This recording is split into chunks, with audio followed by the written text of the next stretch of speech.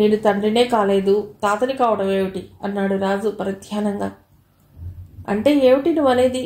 తాతవి కాబోతూ మాకు పార్టీ ఇవ్వవలసి వస్తుందనా? ఆహా, అదేం కాదు హిమ.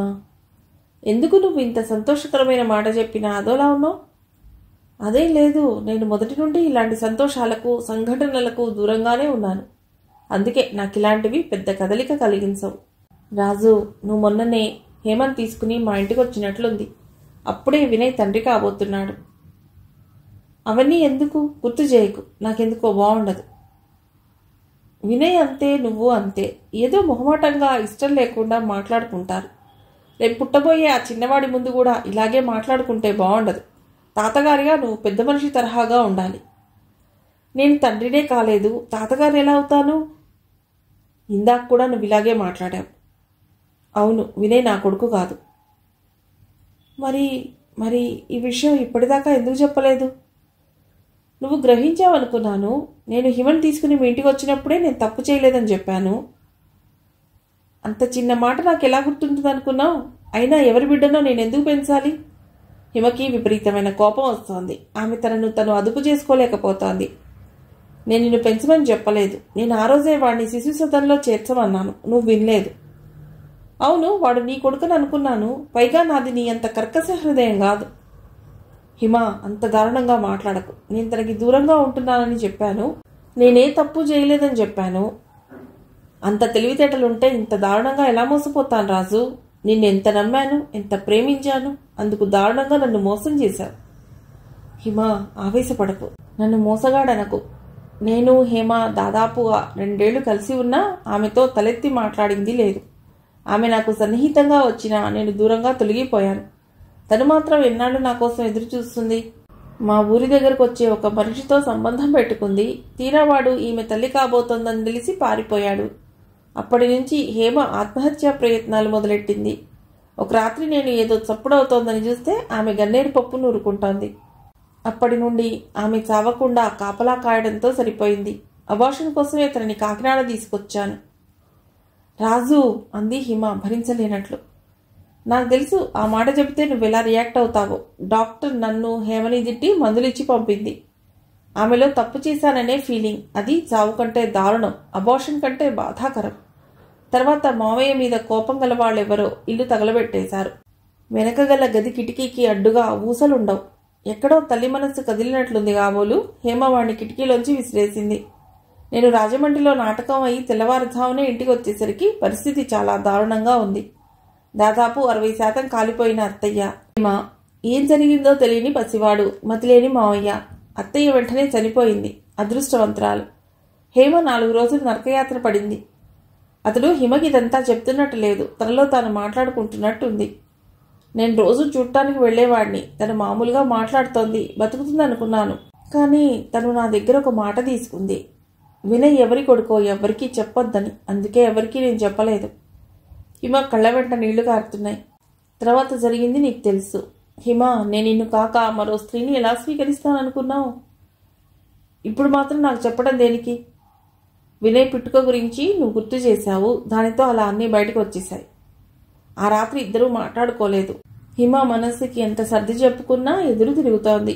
ఆ రాత్రి ఇద్దరికీ సరిగ్గా నిద్రలేదు. రాజు ఆఖరుగా ఏమన్నాడు? నీతో మనస్సు విప్పి చెప్పేశాను హిమ, ప్రాణం హాయిగా ఉంది అన్నాడు. ఇప్పుడు తన ప్రాణం హాయిగా లేదు. ఒంటరిగా ఆడపిల్ల, పెళ్లి కాని అమ్మాయి, చిన్నవాడిని పెంచడం అంటే మాటలా?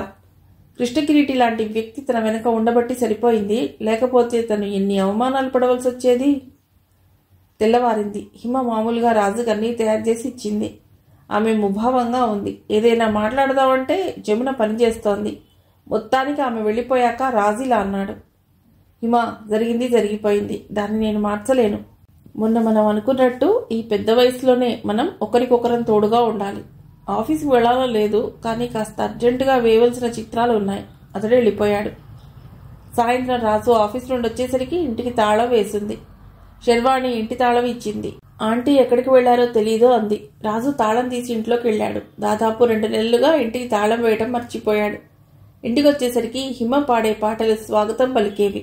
రాగానే మంచి కాఫీ, టిఫిన్ పెట్టేది. తను మానసికంగా, శారీరకంగా ఎంతో తేరుకున్నాడు. ఇంతకీ హిమ ఎక్కడికి వెళ్ళినట్టు? రాజు బూట్లు విప్పి కాఫీ కోసం వంటింట్లోకి పెడదాం అనుకున్నాడు. అతని టేబుల్ మీద నటరాజస్వామి విగ్రహం కింద హిమ రాసిన ఉత్తరం. రాజు ఆమె అంతసేపు ఏ బజారుకో వెళ్ళిందనుకుంటున్నాడు. కానీ ఇలా ఉత్తరం రాసిందంటే అందులో ఇలా ఉంది: రాజు, నేను వెళ్ళిపోతున్నాను. భయపడకు, ఆత్మహత్య చేసుకోవటానికి కాదు. అంత ధైర్యం ఏమంటే నాకు పెళ్ళైంది హిమ అని నువ్వు రాసినప్పుడే ఆ పని చేసేదాన్ని. ప్రస్తుతం నేను ఎక్కడికి వెళుతున్నానో నాకే తెలియదు. ఒకప్పుడు రాజ్మహల్ లాంటి భవంతినే వదిలొచ్చిన దాన్ని. ఈ చిన్న కుటీరాన్ని వదిలి వెళ్ళటం చాలా సులువు. చూసావా, బంధాలు అనుబంధాలు తెంచుకోవటం ఎంత సులభమో. ఈ విషయం ఇంత నష్టపోయాక కానీ నాకు తెలియలేదు. ఎంత అమాయకంగా నిన్ను ప్రేమించాను, ఎంత బాగా మోసం చేశావు. రాజు, ఎప్పుడో ఒక ఆధ్యాత్మిక గ్రంథంలో చదివిన గుర్తు.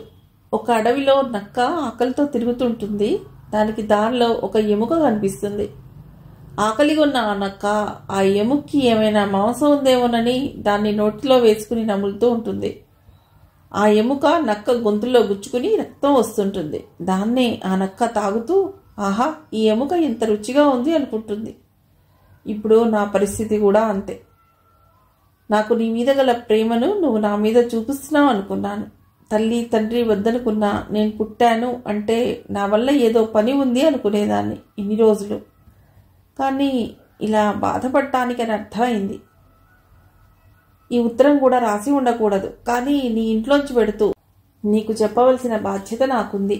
నువ్వు ఇచ్చిన కానుకలు అన్నీ ఇక్కడే వదిలేళ్తున్నాను. నీ దగ్గర తప్ప మరెవరి దగ్గర నేను వీడ్కోలు తీసుకోని అవసరం లేదు. మనతో మొదలైన కథ మనం విడిపోవటంతో ముగిసిపోతుంది. వాళ్ళందరూ మధ్యలో వచ్చిన వాళ్ళు. సెలవు. హిమజ్వాల. రాజుకు మతిపోయింది అనేది చిన్న మాట. ఈ మనిషి ఎక్కడికి వెళ్ళినట్లు? అతడు ఆమె వస్తువుల కోసం చూశాడు. ఏమీ లేవు. తను ఆమెకి ఇన్ని రోజుల జీవితంలో ఇచ్చిన కానుకలన్నీ మంచంపై పెట్టి వదిలేసింది. రాజు మరోసారి ఆ ఉత్తరం చదివాడు. ఆమె హైదరాబాద్ వెళ్ళి ఉండదు. రేపు వినయ్ వచ్చి నా తల్లిని ఏం చేశావు, నీకేగా అప్పగించాను అంటే ఏం చెప్పాలి? రాజు ఫోన్ తీసి వినయ్కి ఫోన్ చేశాడు. హలో వినయ్, ఏం చేస్తున్నావు? ఇప్పుడే ఆఫీస్ నుండి వచ్చాను. మమ్మీ ఎలా ఉన్నారు? బాగానే ఉన్నారు. వినయ్, నువ్వు మృదుల పక్కనే ఉంటే ఏమీ మాట్లాడకుండా బయటికి రా. రాజు చిన్నగా అన్నాడు. వినయ్ గార్డెన్లోకి వచ్చి మాట్లాడాడు. వినయ్, నేను చెప్పేది ఆందోళన పడకుండా విను. మీ మమ్మీ... రాజు క్లుప్తంగా జరిగింది చెప్పాడు. నేను బెంగళూరు వస్తాను. నువ్వు దేనికి? ఆమె హైదరాబాద్ వచ్చి ఉంటే? వస్తే మనకి దిగులే లేదు, కానీ ఆవిడ ఇక్కడికి వస్తారనే నమ్మకం లేదు. నేను మీ దగ్గరికి వస్తాను. ఇలా ఫోన్లో మాట్లాడితే అయ్యే పని కాదు. మరి అక్కడి వాళ్లకు నువ్వు ఎందుకు ఊరికి వెళ్ళావంటే ఏం చెప్తావు? నేనేదో ఒకటి చెప్తాను. వినయ్ 2 నిమిషాలు ఆలోచించాడు. వెంటనే చందుకు ఫోన్ చేసి బెంగళూరుకి ఫ్లైట్ టికెట్ తీసుకోమని, తను వచ్చే వరకు ఎయిర్పోర్ట్లోనే ఉండమని చెప్పాడు. తర్వాత విద్యాసాగర్కి ఫోన్ చేసి కార్ తీసుకుని ఒక అరగంటలో బయలుదేరి ఇంటికి రమ్మన్నాడు. ఇంట్లోకి వెళ్ళి, మృదుల, నేను వెంటనే బెంగళూరు వెళ్ళాలి. మమ్మీకి బాగా జ్వరంగా ఉందిట. ఆయన ఫోన్ చేశారు. నువ్వు 4 రోజులకి సరిపడా నీ వస్తువులు మందులు సర్దుకో. ఇప్పుడు విద్య వస్తున్నాడు. 4 రోజులు నువ్వు మీ అమ్మ వాళ్ళ ఇంట్లో ఉందువు కానీ. మీరిద్దరూ మగవాళ్ళు. ఆంటీకి ఏమైనా సహాయం కావాలంటే ఎలా? నేను వస్తాను. వద్దు, నువ్వు ఇలాంటి పరిస్థితిలో హాస్పిటల్కి వచ్చావని తెలిస్తే మమ్మీ నన్ను తిడతారు. పద పద, నీకు నాకు కావాల్సినవి సర్దుకోవాలి. వినయ్ చందుకి మాత్రమే తన బెంగళూరు ఎందుకు వెళ్తున్నది టూకీగా చెప్పాడు. నేను చెప్పాను కదరా, ఈ ముసలి వాళ్ళకి చిన్నపిల్లలకి ఉన్నంత పంతం ఉంటుంది. నా సహాయం కావాలంటే ఫోన్ చేయి, వస్తాను అన్నాడు చందు. వినయ్ ఫ్లైట్ దిగేసరికి రాజు అతడి కోసం కాచుకుని ఉన్నాడు. మీరెందుకు వచ్చారు ఈ చల్లగాలిలో అన్నాడు వినయ్. అతడికి రాజును చూస్తే ఎప్పుడూ లేని జాలి అభిమానం కలిగాయి. ఈ అర్ధరాత్రి వేళ ఇల్లు వెతుక్కోవడం కష్టం కదూ. నేను ఇంట్లో చేసే పనేం లేదు. ఒంటరిగా ఉంటే ఏదో గాబరాగా ఉంది. ఇక్కడ అందరినీ చూస్తూ ఉంటే కాస్త ధైర్యంగా ఉంది. ఇద్దరు ఇంటికి వెళ్లేదాకా మాట్లాడుకోలేదు. రాజు బిస్కెట్స్ ఇచ్చి హార్లిక్స్ కలిపి ఇచ్చాడు వినయ్కి. ఇప్పుడు చెప్పండి, ఏం జరిగింది? రాజు జరిగింది చెప్పాడు. మమ్మీ చెప్పినట్టు మీరు ఈ విషయం ఇప్పుడు మాత్రం చెప్పడం ఎందుకు అన్నాడు. తను నువ్వు పుట్టకముందు సంగతులు మాట్లాడటం మొదలెట్టింది. దాంతో ఒకదాని తర్వాత ఒకటి విషయాలన్నీ బయటకు వచ్చాయి. వినయ్ నిన్ను తన మీద వదిలిపెట్టి నేను బాధ్యత వదిలించుకోవాలనుకోలేదు. ఎన్నోసార్లు నేను చెప్పాలనుకున్నా. హేమకిచ్చిన మాట గుర్తుకొచ్చేది. వినయ్ టైం చూశాడు. సరే, కాసేపు నిద్రపోదాం, తెల్లవారి ఆలోచించవచ్చు. నిద్ర ఎలా పడుతుంది వినయ్? నిద్రపోకుండా చేసే పనేమన్నా ఉందా? తెల్లవారి కానీ మమ్మీని వెతకలేం. ఊరికే నిద్రమాని ఆలోచించిన అవసరం లేదు. వినయ్ రాజుని అడిగి ఒక తివాసీ వేసుకుని హాల్లోనే పడుకున్నాడు. రాజు సోఫాలో నిద్రపోయాడు. అతడికి వినయ్ని చూస్తే ఆశ్చర్యంగా ఉంది. తను కంగారు పట్టడం లేదు, ఆందోళన అస్సలు లేదు. జరగవలసింది ఆలోచిస్తున్నాడు. ఏమైనా ఈ తరం వాళ్ళ ఆలోచన ధోరణి వేరు, బ్యాలెన్స్గా ఉంటారు. రాజు నిద్రపట్టదేమో అనుకున్నాడు. కానీ అలసిన అతడి మనస్సు, శరీరం నిద్రలోకి జారుకున్నాయి. తెల్లవారుతూనే జమున తలుపు కొట్టడంతో వినయ్ ఉలిక్కిపడి లేచి టైం చూశాడు. ఉదయం 8:30 అవుతోంది. వినయ్ తలుపు తీశాడు. జమున వస్తూనే తన మాటలు మొదలెట్టింది. ఈ సందటికి రాజు కూడా లేచాడు. ఇక ఆమె ప్రశ్నలు మొదలెట్టింది. ఈయన ఎవరు? అమ్మ కనిపించడం లేదేమి అంటూ. ఈయన మా అబ్బాయి. అమ్మ అర్జెంటుగా ఊరికి వెళ్ళింది. రాజు ఆలోచించకుండా జవాబులు చెప్పేశాడు. ఆమె ఊరికి వెడితే ఈయన రావటం ఎందుకో ఆమెకు అర్థం కాలేదు. అయినా మళ్ళీ అడగలేదు. ఆమె వెళ్ళాక ఏం చేయాలో ఆలోచించసాగారు. రాజు వినయ్కి హిమ రాసిన ఉత్తరం ఇచ్చాడు. వినయ్, నేను కావాలని ఇదంతా చేయలేదు. కేవలం హేమకిచ్చిన మాట వరకే ఇలా జరిగింది. మమ్మీకి పుణ్యక్షేత్రాలంటే చాలా ఇష్టం. బహుశా ఆవిడ ఏ దేవుడి గుడికో వెళ్ళి ఉండాలి. అయితే తిరుపతి వెళ్ళి ఉంటుందంటావా? లేదు, అది ఆంధ్రాలో ఉంది. తెలుసున్న వాళ్ళు కనబడతారేమోనని వెళ్ళి ఉండకపోవచ్చు.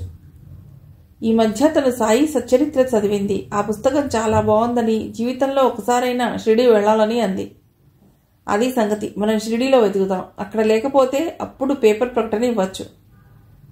మరి ఎలా వెళ్ళాలి షిరిడి అన్నాడు రాజు. వినయ్కి రాజును చూస్తే మళ్ళీ అదే ఫీలింగ్. ఎలా వెళ్తాం డాడీ? ఈ రోజుల్లో ఎక్కడి నుంచి ఎక్కడికైనా ఇట్టే వెళ్ళిపోవచ్చు. ఏదైనా టాక్సీ మాట్లాడదాం అన్నాడు వినయ్. మధ్యాహ్నం బయలుదేరిన వాళ్ళు రాత్రికి షిరిడీ చేరారు. దారి మధ్యలో వినయ్కి రాజుకి మధ్య సాన్నిహిత్యం పెరిగింది. ఇన్నాళ్ళు వారి మధ్య ఏ సయోధ్య ఉండాలని హిమ ఆశించిందో అది సాధ్యపడింది. కానీ ఆమె ఇప్పుడు వారి మధ్య లేదు. వినయ్, నేనొక మాట అడగనా? అడగండి, సందేహం ఎందుకు? మీ మమ్మీ ఎక్కడ ఉందో నీకు తెలుసా? తెలిస్తే మీకు వెంటనే చెప్పనా? అదే తెలిస్తే మనకి తిరిగే పని లేదుగా. అయినా మీకెందుకు వచ్చింది అనుమానం? మరి ఇంత జరిగితే ఇంత బ్యాలెన్స్గా ఎలా ఉంటున్నావు? వినయ్ నవ్వేశాడు. అది కూడా మమ్మీ దగ్గర నుండి నేర్చుకున్నదే. ఆవిడ ఒక్కరే ఉండటం వల్ల జరగవలసిన గురించి ఆలోచించేవారు కానీ గాబరా పడేవారు కాదు. నాకు జ్వరం వచ్చినా, మైత్రికి ఎప్పుడైనా దెబ్బలు తగిలినా జయంతి ఆంటీ కానీ అంకుల్ కానీ ఒక్కటే భయపడేవారు. మమ్మీయే దగ్గరుండి చూసుకోవటం. అలాగే మాకు పరీక్షలన్నా ఆవిడే దగ్గరుండి చదివించేవారు. మీ మమ్మీ అంటే నీకు చాలా ఇష్టం అనుకుంటా. నాకే కాదు, మా పిల్లలందరికీ. పెద్దలందరూ కలిసి మాట్లాడుకుంటుంటే మమ్మీ మా పిల్లలందరినీ ఆటలు ఆడించేవారు. ఆమెకు బోరుగా ఉన్నా మా కోసం కార్టూన్ ఫిలిమ్స్ చూసేవారు. మీరు హిమని మీరు అని పిలుస్తారేమిటి? దానికి ఒక కథ ఉంది. కృష్ణగిరి అంకుల్, జయంతి ఆంటీ మమ్మీని మీరు అని పిలిచేవారు. నేను చిన్నప్పుడు అందరిలాగానే మమ్మీని ఇమా అని పిలిచేవాణ్ణి. జయంతి ఆంటీ మమ్మీ అని అలవాటు చేశారు. టాక్సీ షిరిడీ చేరింది. విశేషం ఏమిటంటే వెతకడానికి వచ్చిన ఇద్దరి దగ్గర హిమ ఫోటో లేదు. మైసూరు వెళ్ళినప్పుడు కూడా నేనెందుకు ఉత్సవాన్ని ఫోటో తీ అంది హిమ. మొన్నటి ఉదయం రాజు, వినయ్, షిరిడి అంతా హిమ కోసం వెతకసాగారు. ఆమెకు తామిద్దరూ కనబడితే మళ్ళీ ఇక్కడి నుంచి వెళ్ళిపోతుందేమో అనే అనుమానం ఉన్నా బాబాపై భారం వేసి వెతకసాగారు. అప్పటికి ఉదయం నుండి వెతుకుతున్న హిమ కాదు కదా. ఆమె పోలికలు గల మనిషి కూడా కనబడలేదు. వినయ్కి కూడా నమ్మకం సన్నగిల్ల సాగింది. ఆఖరికి పారాయణ హాల్లో హిమ కనబడింది. మమ్మీ అన్నాడు వినయ్. హిమ తిరిగి చూసింది. ఒక్క నిమిషం ఆమె కళ్ళు వినయ్ పక్కకు చూశాయి. ఆ చూపును వినయ్ గ్రహించి నవ్వుకున్నాడు. అతడేదో మాట్లాడబోతుంటే హిమ వినయ్ని చెయ్యి పట్టుకు బయటికి తీసుకొచ్చింది.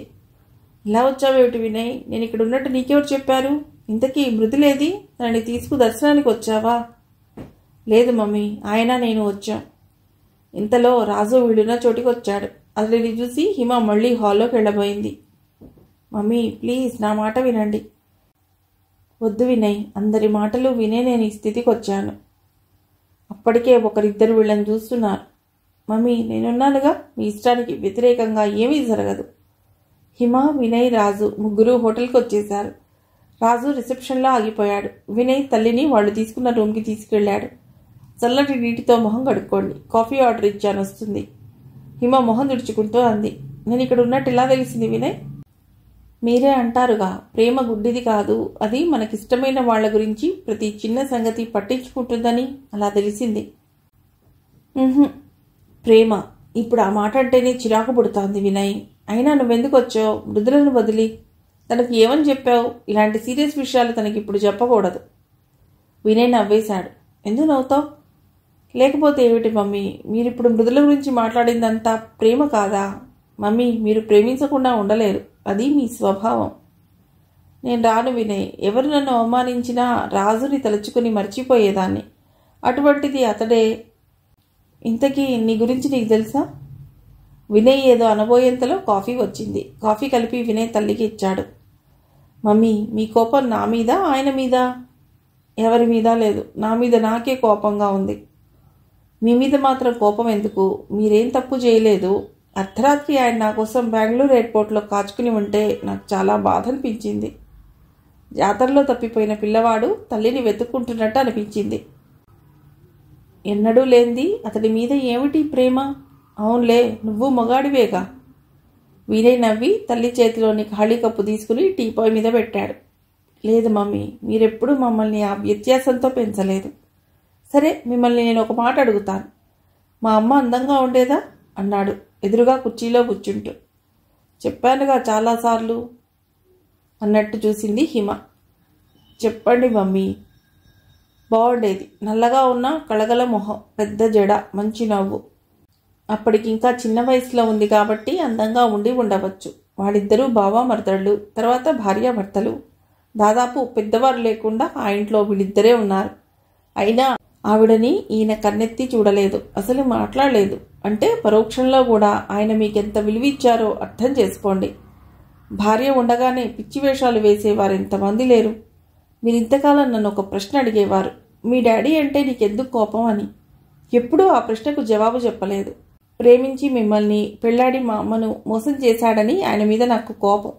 కనీసం ఆయన మిమ్మల్ని మోసం చేయలేదు. పెళ్లి చేసుకోక మీరు బ్రహ్మచారిణిగా మిగిలిపోతే పెళ్లి చేసుకుని ఆయన బ్రహ్మచారిగా ఉండిపోయారు. మీకు ఇంకో విషయం చెప్పనా మమ్మీ? మీ ఆడవాళ్లకున్నంత మనోనిగ్రహం మగవాళ్లకుండదు. అయినా ఆయన జీవితంలో మరో స్త్రీ లేదు, మీరు తప్ప. పైగా మగవాడికి తన సంతానం కానప్పుడు వారిని స్వీకరించే మనస్సు ఉండదు. అందుకే సాధారణంగా మనకి తెలిసి సవతి తల్లులు ఉంటారు కానీ సవతి తండ్రులు ఉండరు. నేను ఆయన సంతానాన్ని కాకపోయినా ఇప్పటి వరకు ఎవరి దగ్గర ఎక్కడా ఆ విషయం బయటపెట్టలేదు. మీరు నా గురించి మీ అబ్బాయి అని చెప్పినా మనస్సులో ఏముండేదో గానీ బయటపడలేదు. తండ్రిగా ఆయన సంతకాలు కావలసినప్పుడల్లా మనం కాగితాలు పంపితే సంతకాలు పెట్టి వెంటనే పంపేవారు. ఇక నా పెంపకానికి అయ్యే ఖర్చు భరిస్తానన్నారు. మీరే వద్దన్నారు. ఈ విషయం నాకు బాగా తెలుసు, ఎందుకంటే అప్పటికి నేను 10వ క్లాస్ చదువుతున్నాను. అంటే నాదే తప్పంటావా? నాకు ఈ విషయం అప్పుడే చెప్పి ఉండవచ్చు కదా. ఆయన జీవితం అంతా మీకే ఇచ్చాడు. ఒక్క మాట, కేవలం ఒక్క మాట మాత్రం మా అమ్మకి ఇచ్చాడు. అదేగా ఆయన చేసిన తప్పు. క్షమించే హృదయమే ప్రేమించగలుగుతుంది మమ్మీ. హిమ ఆశ్చర్యంగా చూసింది వినయ్ని. ఎక్కడిది ఈ సంస్కారం? వీడు తను పెంచిన వినయేనా? మరొక్క మాట మమ్మీ, మీకు మేమందరం మీ సొంత వాళ్ళం కావచ్చు, కాకపోవచ్చు. మీకు అందరూ సహాయం చేశారు. ఆయనకి ఎవరున్నారు? పిచ్చివాడితో 12 ఏళ్లు బాధపడ్డారని మీరే అంటారు. నేను పుట్టిన విషయం మీకు తెలియదు. అయినా ఆ పిచ్చివాడిని చూసుకుంటూ నన్ను పెంచారు. ఈ హైదరాబాద్ తీసుకురాకుండా అక్కడే ఏ ముళ్ల పొదల్లోనో విసిరేస్తే, అక్కడే అనాథ శరణాలయంలోనో చేర్పిస్తే అడిగేవాడెవడు? రైలు పట్టాలు ఎక్కడా కలవు. అయినా అవి రోజుకి కొన్ని రైళ్లని గమ్యస్థానం చేరుస్తాయి. మీరిద్దరూ అలా విడివిడిగా ఉండి నా జీవితాన్ని ఒక గౌరవప్రదమైన గమ్యస్థానానికి చేర్చారు. చదువు మీరు చెప్పిస్తే, ఆస్తి ఆయన ఇచ్చారు. ఆలోచిస్తే ఆశ్చర్యంగా ఉంటుంది. మమ్మీ, మీ ఇద్దరిలాంటి వ్యక్తులు అసలు ప్రపంచంలో ఉండరు. ఉన్నా వారి కథ ఎవరికీ తెలియదు. మిమ్మల్ని ఇద్దరినీ అర్థం చేసుకోవాలంటే మీలాంటి వాళ్లకే సాధ్యం. కొంచెంసేపు నిశ్శబ్దంగా ఉంది ఆ గది. నన్ను ఇప్పుడు ఏం చేయమంటావు వినయ్? వేలగా అంది హిమ. వినయ్ నవ్వి, ఇన్నాళ్ళు దూరంగా ఉండి దగ్గరగా ఉన్నట్లుండేవారు ఇప్పుడు దగ్గరగా ఉండి దూరం అవుతారా? హిమ ఆలోచిస్తున్నట్లు ఉండిపోయింది. ఇన్ని రోజులు తల్లి మాత్రం లేదనుకునేవాణ్ణి. ఇప్పుడు తండ్రి కూడా లేడు. కనీసం మా అమ్మ ఫోటో కూడా లేదు. ఆ పెళ్లి ఫోటోలన్నీ ఫైర్ యాక్సిడెంట్లో కాలిపోయాయేట. ఇప్పుడు నేను అనాథను. కాదు వినయ్, నేను ఇంకా బతికే ఉన్నాను. నువ్వు నా బిడ్డవు. నీ ఆట పాట, నీ విజయాలు అన్నీ నేను చూశాను. సృష్టిలోని ఏ ప్రాణి తన సంతానాన్ని వదులుకోదు. నేను నిన్ను వదులుకోలేను. హిమ వినయ్ని గట్టిగా పట్టుకుంది. వినయ్ భుజంపై తలవాల్చింది. వినయ్ తను పెంచిన మొక్క. ఈనాడు అది మహావృక్షమై ముసలితనంలో తనను సేద తీరుస్తుంది. 4 రోజులు గడిచిపోయాయి. రాజు బెంగళూరులో జాబ్కి రిజైన్ ఇచ్చి హైదరాబాద్ వచ్చేశాడు. శంషాబాద్ ఎయిర్పోర్ట్. వినయ్ అమెరికా వెళ్తున్నాడు. అందరూ ఎయిర్పోర్ట్కి చేరుకున్నారు. హిమ మెడలో కొత్తగా మంగళసూత్రాలు, నల్ల పూసలు కనిపిస్తున్నాయి. వారిద్దరికీ షిరిడీలో పెళ్ళయింది. హిమలో నిండుతనం, హుందాతనం కనిపిస్తున్నాయి. పెళ్లి కానుకగా రాజు కొన్న డైమండ్ ముక్కు పుడక హిమ చక్కని ముక్కుని మరింత అందంగా కనిపించేట్లు చేస్తుంది. వినయ్, రాజు పక్కపక్కనే నిలబడి మాట్లాడుకుంటున్నారు. ఏమిటి వినయ్, ఇటువంటి సమయంలోనా మృదులను వదిలిపెట్టి వెళ్ళటం నువ్వు? నేను కావాలనే ఈ ప్రయాణం పెట్టుకున్నాను డాడీ. మన కుటుంబం తెలిసో తెలియకో మమ్మీకి బాధ కలిగించాం. అది ఆవిడ మర్చిపోవాలంటే మళ్ళీ ఆవిడకి ఏదో బాధ్యత అప్పగించాలి. వృద్ధుల తల్లి కాబోతోంది కాబట్టి తన బాధ్యత చూసుకోమన్నామనుకోండి, ఆవిడకి ఇంకేమీ గుర్తుండవు. అందుకే మృదుల నొప్పించి ఈ ప్రయాణం పెట్టుకున్నాను. అయినా 4 రోజులు ఎంతలో తిరిగి వస్తాయి? ఇదిగో, ఇది తీసుకో. రాజు కార్డ్ సైజులో వేసిన చిత్రాన్ని వినయ్కి ఇచ్చాడు. ఇది మీ అమ్మ చిత్రం. మీ అమ్మ ఫోటో ఒక్కటైనా లేదని నువ్వు బాధపడ్డావుట కదా. హిమ నీకు హేమ చిత్రాన్ని వేసి ఇమ్మంది. వినయ్ హిమ సహృదయానికి మరోసారి వందనాలు సమర్పించాడు. ఎవరు పెంచినా ఏం జరిగినా మనిషి ఉన్నతంగా ఎదగాలి అన్నట్టు విమానం గాల్లోకి ఎగిరింది. కథ సుఖాంతం. ఇంత మంచి నవలను, కథలు, కథానికలు శ్రోతలకు వినిపించడానికి నాకు అందజేసిన రచయిత్రి ఈరంకి ప్రమీలారాణి గారికి ధన్యవాదాలు తెలుపుతూ, thank you so very much for the opportunity ma'am. కథ చాలా చాలా బాగుంది. Thanks a lot.